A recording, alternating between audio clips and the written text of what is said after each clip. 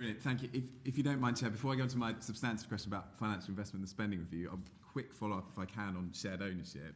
Colleagues in the Select Committee may know, because I've referenced it before, I was a beneficiary of shared ownership. It was how I was able to get on the housing ladder. For me, it was a success, and I come from a starting point that there's got to be a role for low-cost home ownership for people who are aspirational. At the same time, we've heard so many stories of it not working. Yep. People feeling trapped, people saying, I'm compelled to buy the biggest share that I can. And I guess my follow-up question was for you, Deputy Prime Minister, do you think the system needs reform before there'll be any more beneficiaries under the next round of AHP? I think we have to look at the lessons learned on shared ownership. As you say, for some it was a lifeline to get them on the property ladder. For others it's been entrapment. And also it's how it affected the housing market.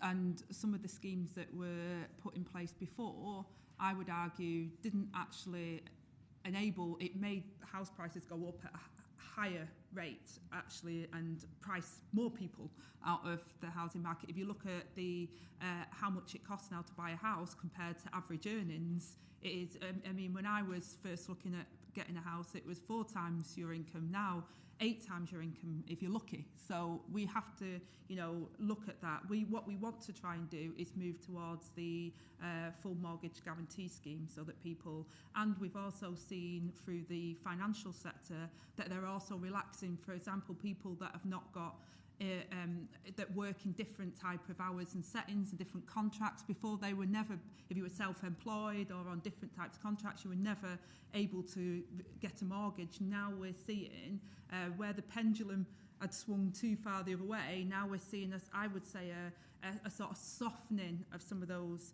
issues through the work that we're trying to do, which will mean more people are able to get onto the property ladder. And I think those type of measures, learning the lessons of the past, much more sort of prudent than just sort of this, some of the measures that have been taken in the past has only meant that house prices have gone up and priced people out of being part of that.